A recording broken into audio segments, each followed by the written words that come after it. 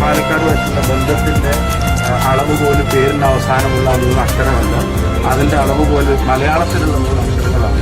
അത് ഹൃദയമെന്നാണ്. ഹൃദയം കൊണ്ടുള്ള ബന്ധമാണ് പാലക്കാട് എനിക്ക് നൽകിയത്. അത് അറുത്തു മാറ്റാൻ പറ്റും. ഞാൻ വടകരയിലേക്ക് പോവാണ്, നിങ്ങൾ അവിടെ പോയി നോക്കണമെന്ന് എല്ലാവരും പറയുന്നു. അപ്പോൾ ഇത് പറയുന്ന കുട്ടി നമ്മുടെ കുട്ടികൾ ജയിച്ചിട്ട് വരണമെന്ന് അവർ പറയുന്നത്. അതാണ് ആ സ്നേഹം.